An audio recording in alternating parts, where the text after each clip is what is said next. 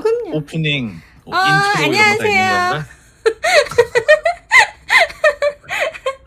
이야, 톤이 다르시네요. 안녕하세요. 저 술도 준비했어요. 네. 저도요. 네, 이게 뒤가 또 헷갈려 죽겠네. 저 옷도 입었어요. 파리. 아, 잘했죠? 네, 그러니까 그런 티셔츠는 네. 절대로 프랑스에 사는 사람은 안 입는 티셔츠잖아요. 네. 네. 이게 몇인지나 알고 합시다, 우리가. 네, 저는 여기가 오후 3시고요. 파리는 여덟 지금 시인데, 해가 아침 8시인데 네. 뭐 어스름한 이 시간에 옷 입고 나오라 그러지, 술병 들고 나오라 그러지. 이 방송도 참 쉽지 않은 방송. 그 달라요? 또 그중에- 왼쪽 오른쪽이? 그러니까 그거는 응. 심는 농부의 마음일 수 있죠. 그러니까 좌측에 사는 사람들은 좌파적 성향을 갖고 있으면 무엇을 심을 거냐, 우파적 성향을 심을 것 같은데 대신 와. 그래서 여기에 빠지면은 이제 뭐 멘토님 집안에 있는 것들이 탕진되는. 뭐 약간 그런 샴페인 경험이- 같은 그런 거네요? 응. 응. 봤어요. 자, 그럼 닉네임 정하시고 가시죠. 네, 저는 엘리자베스. 저는 피터라고 합니다. 피터. 하이. 예. 하이, 피터. 예. 응. How are you? 봉주루. 꼬망딸레부. 잘 지냅니다. 예, 트레비앙. 예. 네, 메스예부. 뭐 이거 옛날에 불어 시간에 배웠어요. 머리 영작을 할 수 있는 언어. 그렇죠. 그거로 문장을 만들어낼 수 있는 맞아. 거죠. 네, 저도 알아요. 그거 가지고 회화하는 친구도 있었어요. 맞아. 할 수 있어.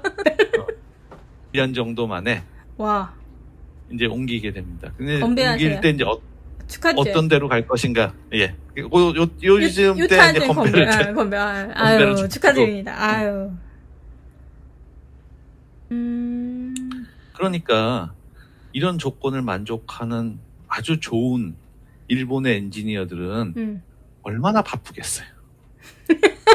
일이 얼마나 많겠어요. 이런 조건 영어해, 뭐 윈도우즈 프로그래밍해, 다. 그러니까 저 같은 사람 일이 없잖아요. 바쁘지도 않고. 그러니까 흘러 들어서 나한테까지 온 거지. 뭐 운명인 거죠. 이제 그런 영어는 어느 정도 하셨을 것 같고 일본어도 하실 줄 아셨어요? 일본어를 잘했죠. 그럼 PM님 지금 할 줄 아는 언어가 엄청 많으신 거네요. 그죠? 아무것도 제대로 못한다고 보면 되죠. 그러니까 한국어, 불어, 영어, 일본어. 일단 제가 아는 건 4개인데. 그럴 수 있죠. 예. 와.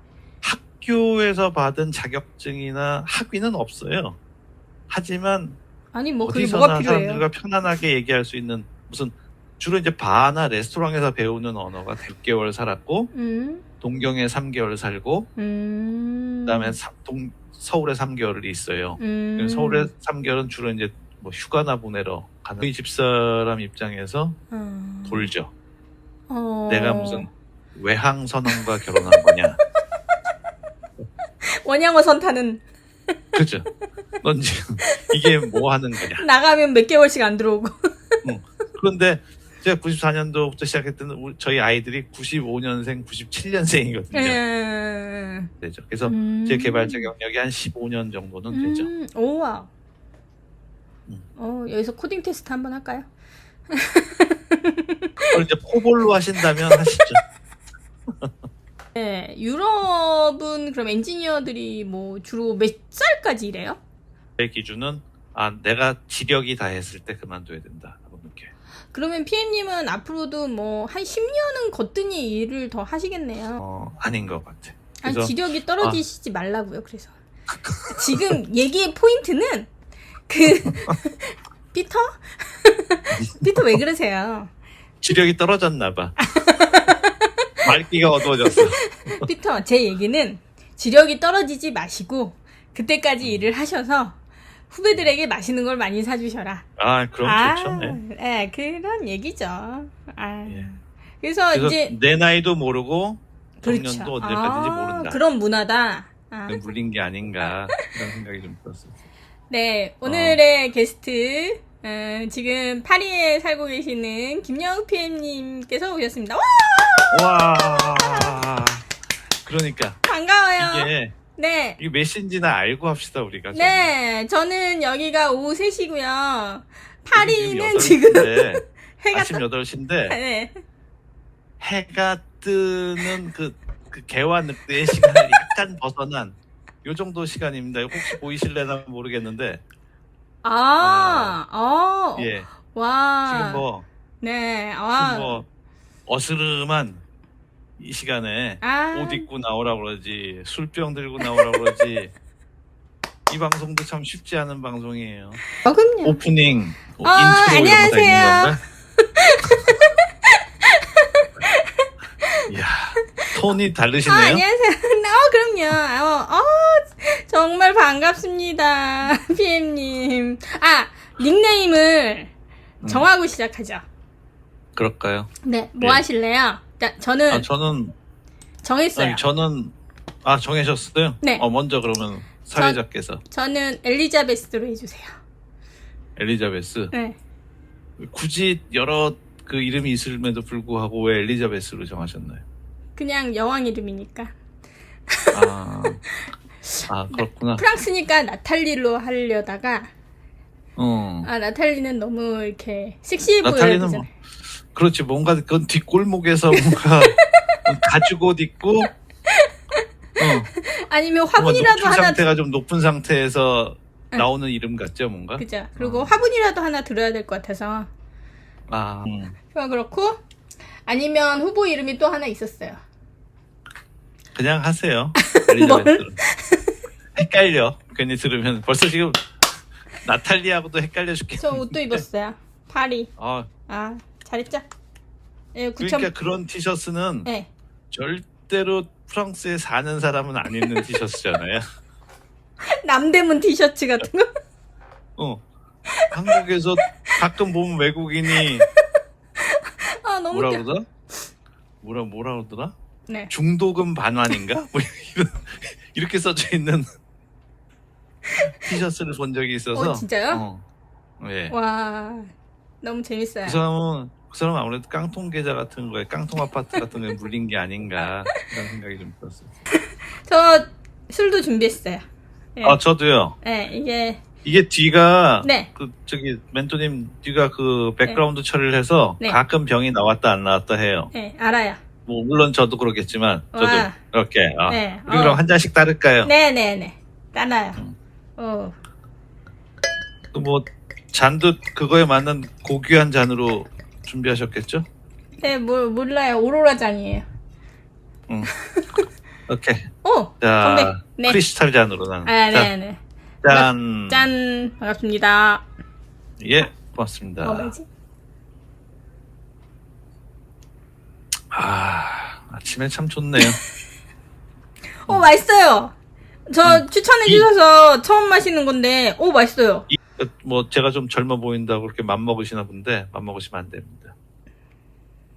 내 맘이죠. 잠깐 고민했는데요. 뭐 그런 거는 역시. 네, 역시. 네. 제 생각대로 하는 거니까 뭐. 네. 그렇잖아요. 그러면 근데 제가 뒷조사하기로는 이전에 일본에서도 근무하셨다고 그러시던데 해외 근무를 좀 있죠? 네, 해외 근무를 많이 하신 거예요? 그러니까 해외에 가서 일을 하시는 거 그런 거 어떻게 시작되신 거예요? 어떻게 보면 한국 사회의 부적응자라고 할 수 있죠. 근데 그러다가 졸업을 하게 되죠. 졸업을 하게 돼서 사실은 이제 그 장학금을 준 기업에 이제 가게 되죠. 한국의 대기업이었어요. 우리 전자 대기업 2개 중에 하나에 해당하는. 어쩔 수 없이 가게 되죠, 사실은. 우리가 가서 근무를 해야 되는 옵션이 있으니까. 받은 돈이 있으니까. 근데 그 당시만 해도 제가 91년도에 졸업을 했으니까 91년도에 졸업하게 되면 거기 갔더니 학교에서도 배우지 않고 멀리했던 코볼이라는 언어를 주로 사용하는 일을 하라는 거예요. 지금은 뭐 들어보기도 힘든 음. 언어인데 그 당시에는 굉장히 업무용 언어에서는 사실은 그게 절대적으로 많았던 시절이었어요. 그래서 또한 언어를 공부하다 보면 영작을 할 수 있는 언어. 그렇죠. 그거로 문장을 만들어낼 수 있는 거죠. 맞아. 네, 저도 알아요. 그거 가지고 회화하는 친구도 있었어요. 맞아. 할 수 있어. 인간계의 언어에 가장 가까운 컴퓨터 언어일 수 있어요. 영작을 해야 돼, 영작을. 그러니까 그건 사실 학교에서도 저는 뭐 C 언어를 배우고 파스칼을 배우고 이런 시작을 했던 사람으로서 그게 사실 쉽지 않더라고요. 그리고 저만 해도 가장 이제 8086 세대 있잖아요. 실제 8086, 80286, 80386 프로세서가 나오면서 PC가 보급되던 시절의 세대였기 그쵸. 때문에 들어갔더니 메인프레임을 시작하려는데 도대체가 모르겠고 내 이거 잘할 자신도 없는 것 같고 그다음 열심히 할 자신도 없어서 조금 다니다가 안 되겠다. 이 옵션이 풀릴 때쯤에 이제 나오게 되죠. 소프트웨어 전문 회사가 한국이라는 데서 사실 많이 있지 않고 대부분 이제 SI라는 회사를 하면서 소프트웨어를 하던 기업들이 많았기 때문에 그랬죠. 뭐 있다면은 한글과 컴퓨터라든지 한매 소프트라고 있었어요 그 당시. 알아요. 이런 데가 좀 있었죠. 맞아. 그때도 한매 소프트가 아마 도깨비라는 걸 만들었을 거예요. 전설의 고향 옛날 같아. 얘기야. 전설의 고향. 그런 데를 찾기보다는 조금 더 다른 게 뭐 없을까? 제가 이제 편한 거 좋아하고 놀고 먹는 거 좋아하고 일은 되도록 안 하는 거 좋아하고 이러다 보니까 그럼 열심히 외국계를 하시잖아요. 찾아봐야 되겠다. 외국계를 찾다 보니까 하나는 한국 IBM, 또 하나는 한국 후지츠. 두 개 이제 메인 프레임의 거목들이 두 개가 보이는 거죠. 그렇죠. 유일하게 한국 후지츠라는 회사는 소프트웨어 개발 센터라고 하는 조직이 따로 있었어요. 그러니까 오퍼레이션과 상관없이 지사 조직과 상관없이 소프트웨어 개발 센터라는 조직이 따로 있었고 거기는 주로 하는 일이 일본 후지츠에서 그 요청을 받아서 어떻게 보면 하청을 받아서 소프트웨어를 제작해서 일본 후지츠 본사에 납품을 해주는 이 구조를 가진 회사였어요. 그러니까 그러다 보니까 소프트웨어에 그러니까 특별히 영업 활동을 하지 않아도 본사로부터 일이 오니까 그런 소프트웨어에 집중하는 일들을 할 수 있는 조직이 있었어요. 그래서 거기에 아주 운 좋게 입사를 하게 되죠. 사실은 일본 후지츠에도 오래된 회사고 대기업이다 보니까 관행들이라는 게 존재를 해요. 그러니까 이 친구들은 이렇게 그 지사에 있는 사람들과 어떻게 일을 해야 되는지, 뭐 단가는 어떻게 맞춰야 하는지, 뭐 어느 순간 어떻게 쪼아야 하는지 이런 일들을 하는 그 담당자가 있거든요. 그쪽 이제 프로젝트 매니저들이었겠죠.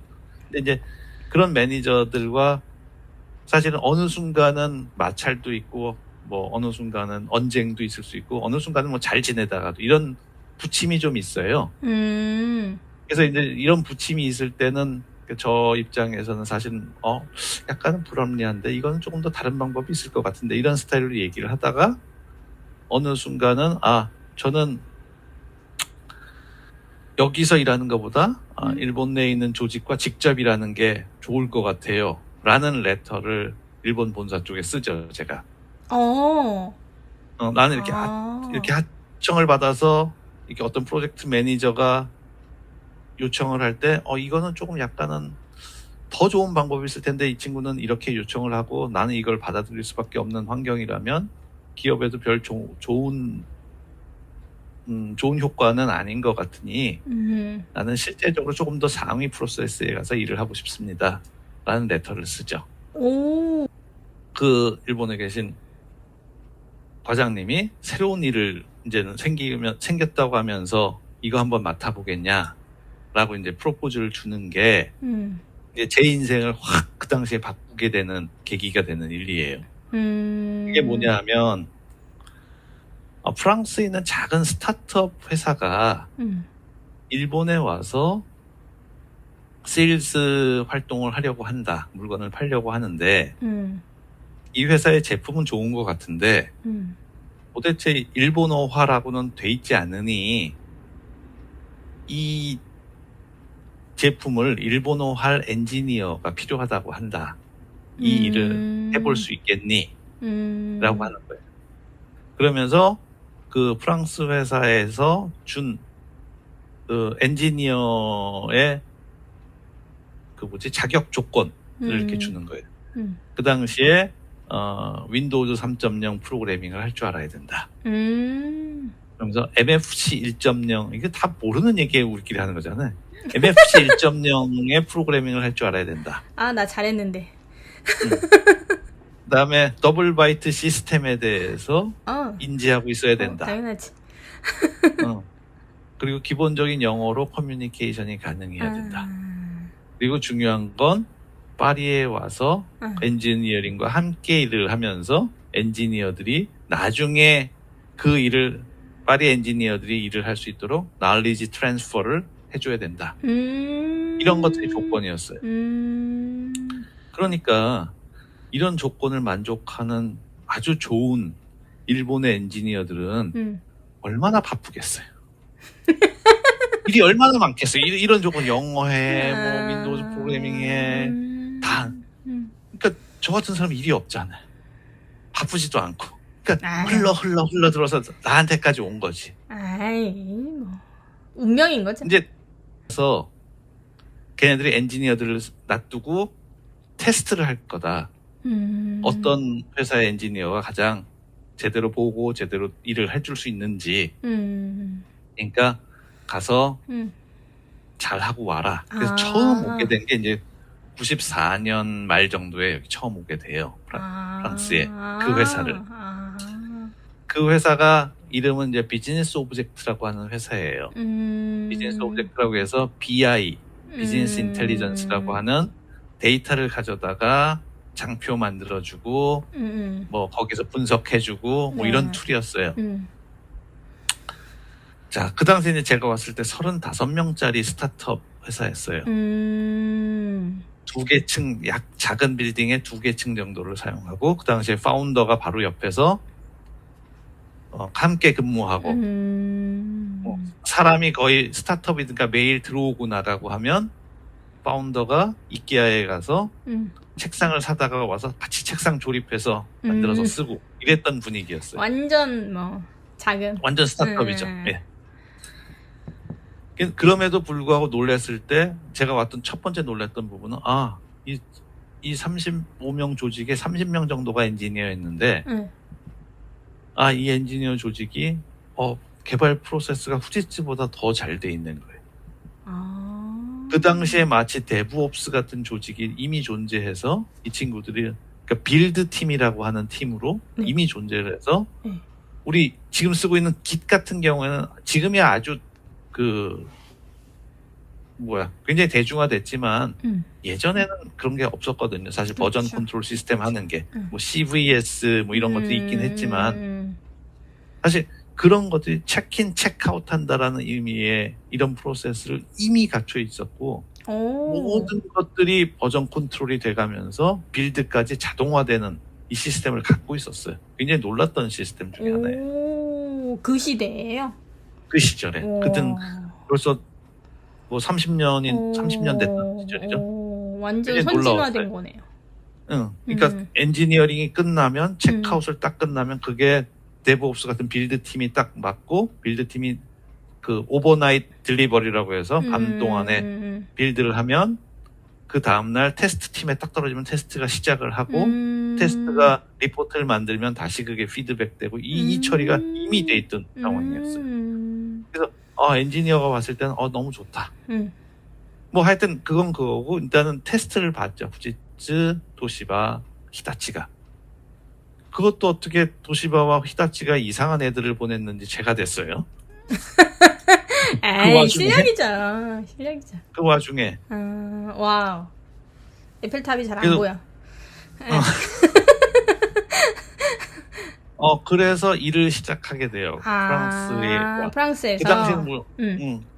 그 당시에는 물론 저는 후지츠 사람이었죠. 그리고 일본에 있는 그 과장님을 통해서 직접 일을 받고 내 담당자도 일본에 있고. 그러니까 한국 후지츠는 저한테 그냥 HR 서비스 정도 해주는 월급 주고 이 정도 서비스를 해주는 상황이었죠. 근데 그러니까 궁금한 게 그러면 그때 언어를 영어는 어느 정도 하셨을 것 같고 일본어도 하실 줄 아셨어요? 일본어를 잘했죠.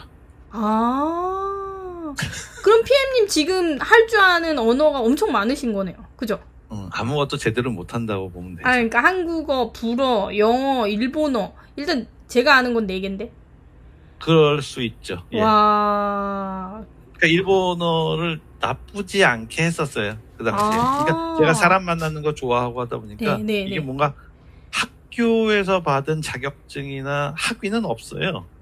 하지만 아니 뭐 그게 어디서나 뭐가 필요해요? 사람들과 편안하게 얘기할 수 있는 무슨 주로 이제 바나 레스토랑에서 배우는 언어가 대부분 그렇게 되죠. 왜냐하면 이제 그때가 94년이라고 말씀드렸잖아요. 근데 이제 이 일을 하다 보면 예를 들면 널리지 트랜스퍼를 해주기로 했지만 프랑스 엔지니어들이 사실은 준비가 되지 않죠. 어느 순간은 언어에 대한 문화적 배경이 있어야 하고 조금 화면을 읽을 줄 알아야 이게 가능한데 이제 그게 안 되는 상황이니까 제가 계속 하거나 아니면 거기에서 뭐 유러피안으로 살아가고 있는 다른 개발자, 동양인 개발자를 뽑아 넣어도 사실은 잘 되지 않았던 상황이에요. 그러니까 제가 주로 그 당시에 이제 살았던 거는 이제 파리에 6개월 살았고 동경에 3개월 살고 그다음에 서울에 3개월이 있어요.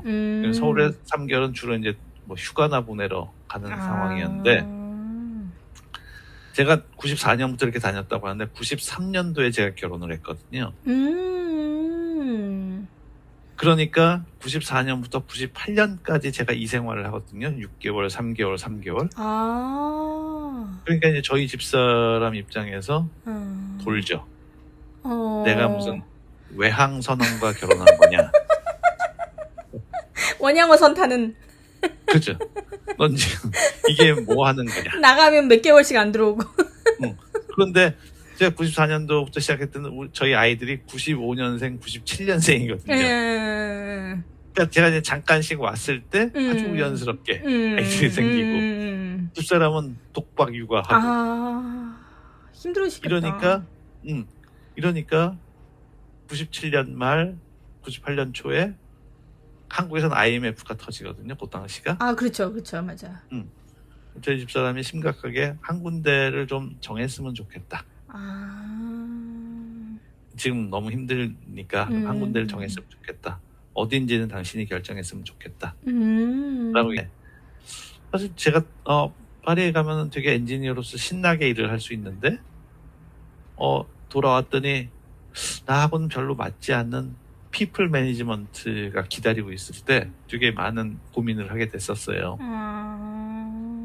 그리고 파리에서는 꾸준히 그때 또 여러 번 와서 그냥 일을 했으면 함께 일을 하자라는 스타일의 프로포즈가 왔었던 상황이었고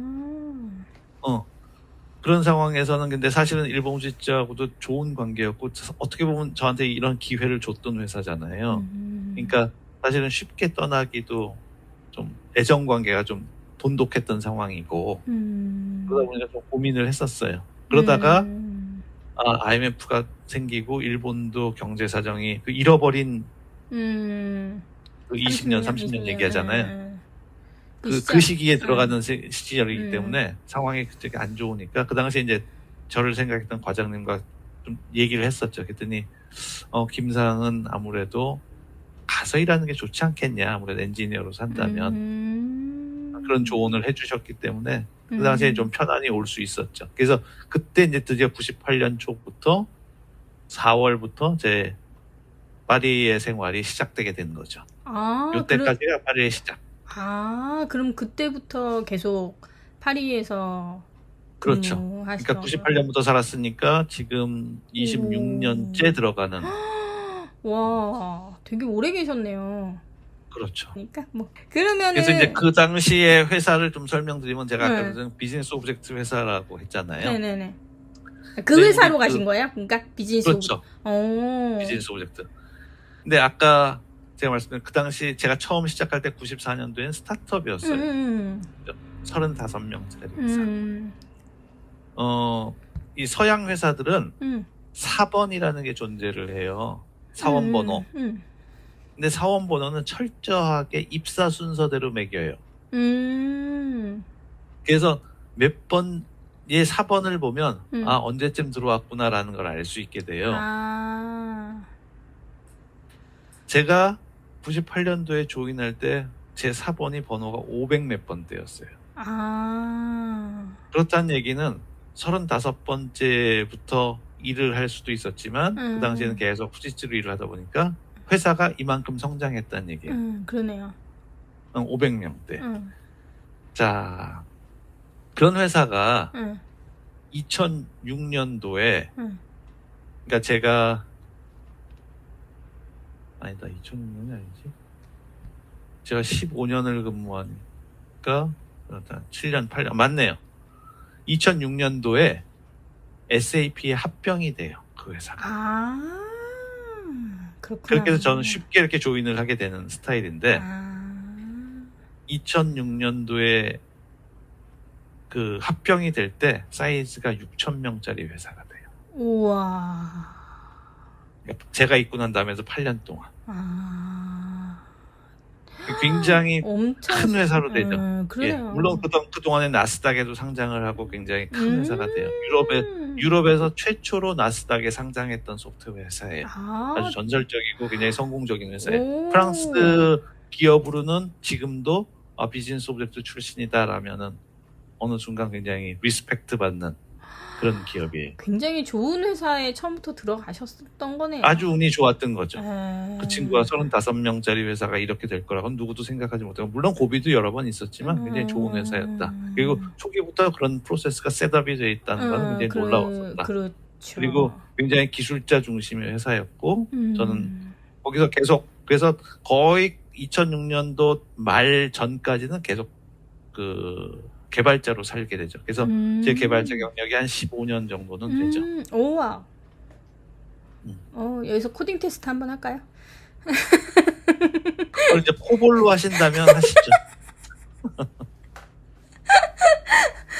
그러면 그 유럽에서 일하시는데 유럽은 그럼 엔지니어들이 뭐 주로 몇 살까지 일해요?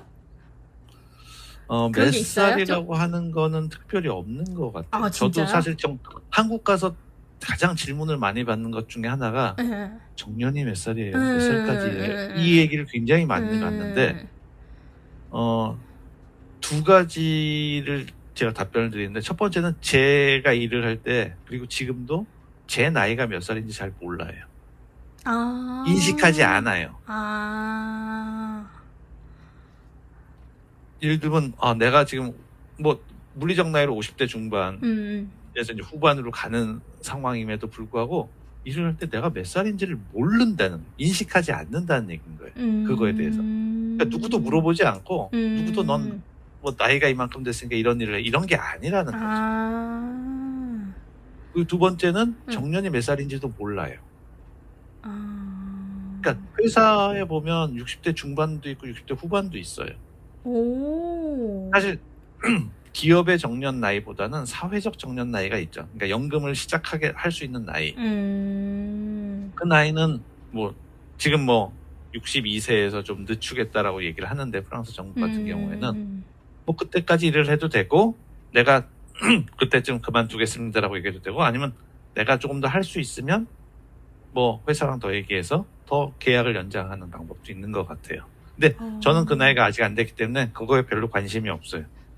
그러면 중요한 거는 저에 대해 제가 갖고 있는 물리적인 나이랑은 저의 기준은 내가 지력이 다 했을 때 그만둬야 된다라고 느껴요. 그러면 PM님은 앞으로도 뭐 한 10년은 거뜬히 일을 더 하시겠네요. 제 지력이 그때까지 될런지는 모르겠는데 바라긴 하지만 그때까지 뺏어 먹어도 되겠네요. 그러면 안 되는 게 아싸. 내가 지력이 떨어지면 좋은 제품을 못 만들잖아요. 그렇게 되면 이것도 뒤에다 얘기할지도 모르겠는데 SAP의 고객은 기업 고객이 50만 고객이에요. 그쵸, 기업 고객. 근데 SAP 하나 그 시스템에 들어가서 사용자가 한 명일 리는 없잖아요. 기업에 들어가면은 뭐 10명이 될 수도 있고 100명이 될 수도 있고 1000명짜리 될 수도 있고 삼성 같은 경우는 10만 명이 될 수도 있잖아요. 잠재 고객이. 네. 그러면 제가 프로덕트를 만들 때 50만 고객이 100명씩만 사용한다고 해도 5천만 명이 쓰는 거예요.